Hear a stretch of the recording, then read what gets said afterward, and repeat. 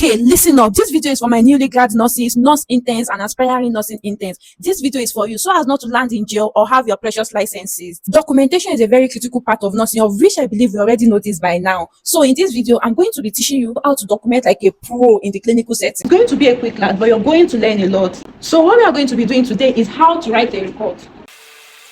In the clinical setting, as a registered nurse, immediately you take over your duty, the first thing you're going to do is observe your ward, observe your patient. The first thing you're going to write in your report is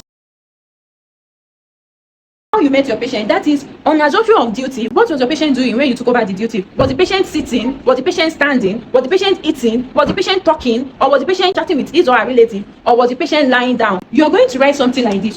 You've already observed how you met the patient now. So you write something like, on assumption of duty or on taking over, the patient was met sitting. Or aggravation, you did not meet this patient on bed. You will write, on assumption of duty, the patient was not met on bed. You should know why. So you further elaborate by stating what you met on the patient. So you write something like, on assumption of duty or on taking over, the patient was met, e.g., was met sitting. Then you will now go down. Then write, was met on cannula, on oxygen, on edge tube, or catheter. Either which, like any which one. This is to ascertain that the patient was already on this equipment prior the resumption of your duty. Probably there's a problem that requires that. They've already started it. It was not when you started your duty that the problem arises. Some nurses like to write, patient was met in a good state of health, or fair, or poor. I do not really like it. It's just my thing, because I feel like when the case arise and you have to go to the court, this can easily be twisted. Because what is good for me might not be good for you. What is fair for me might not be fair for you. What is poor for me might not be poor for you. So I believe this words can easily be twisted. So it's better you just go by writing it clear and bold. In addition to this, you can decide to write something like pleasantries well exchanged. Let me underline this.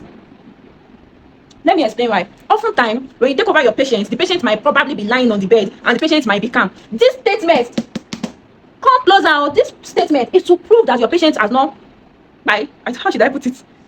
Is to prove that your patient is still breathing. Another significant thing, like very, very, very, very significant. If there's another word for significant, important, like valuable, it should be for this word, tiny. Let me sack it. I don't want you to say, I don't see this one, no. On assumption of your duty, maybe you took over your shift by 2 p.m., by 3 p.m. or whatsoever. So you're going to write that time, 3 p.m. You ensure to write time that you took over.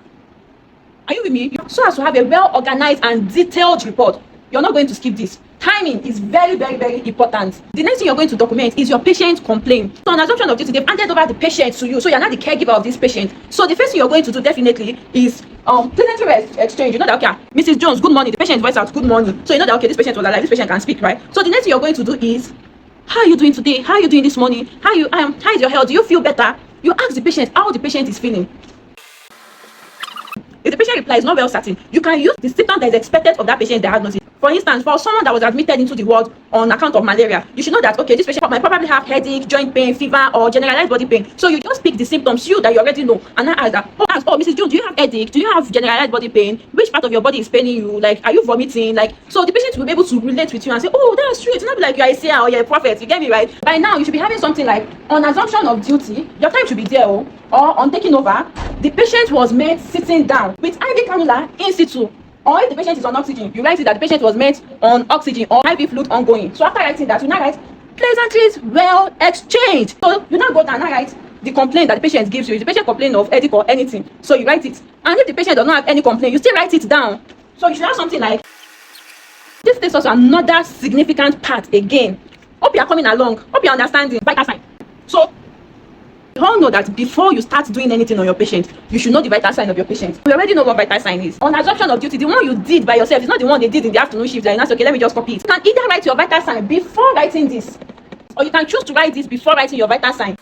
For me, I like writing my vital sign before writing the complaint of the patient. So it's to prove a point that this was the vital sign I met, or the vital sign of the patient when I resumed. Sure you get. Collecting the complaint of your patient, you further go ahead to ask the patient, when did it start? Was it 1 hour ago, 2 hours ago, or just now? Like, is it on the spot that it started? So you can further write headache maybe 1 hour ago. Another thing that you should not forget to write is patient verbalized, so that it will not look like you're the one that generates the symptoms for the patient. The next thing now is intervention. So the patient have confided in you and whatsoever. So the next thing is, as a nurse, what are you going to do? How are you going to alleviate this patient's suffering? How are you going to reduce the symptoms this patient is feeling? How will you make your patient feel better? So that is where your intervention comes in. And we know that under intervention, we have scientific rationale to back up whatsoever intervention you're carrying out. So your intervention now is to check your patient's chart. Are you with me? We're talking about the chart. You're checking the patient's drug charts, the previous shift documentation, just to refresh your memory. Then you check the doctor's documentation. You check the patient's lab results. So after checking all this, you should be able to know what to do next. So as an intern, what you should do now is to report to your senior nurse. This is the situation on ground. And not doing all this thing, my dear. The senior nurse is definitely with you doing it together. But I want you to be well oriented, to be confident in yourself when carrying out your nursing duty. You check if the patient is due for medication, you give the patient. You should know that, okay, if the lights are on, let me off the light. The patient is spiking, you know that, okay, tepis punchy comes.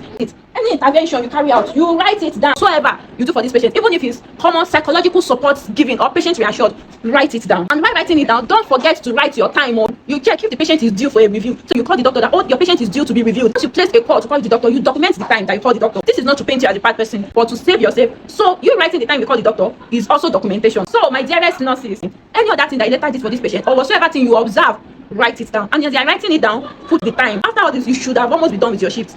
Just to let you know that in nursing, there's nothing like brief report. You write it in details. If you know you love yourself first and you love your job and you love your family, you don't want them to cry over you. There's nothing like brief report. There's nothing like, it's not really significant, and there's nothing like forging. We still now go ahead to ask your patient, how do you feel now? That is evaluation. You check your vitals. There's any other parameters that you feel that, okay, you should check. You check for it, and you still do what? You write it down. Last part now is conclusion. This your conclusion now is when you now write like, patient had a camp shift, and if the patient did not have a camp shift, you write something like, as at the time of report, this is how the patient is, despite all the intervention, and you ensure that you write all your intervention with time. Probably you can write deal nothing care rendered.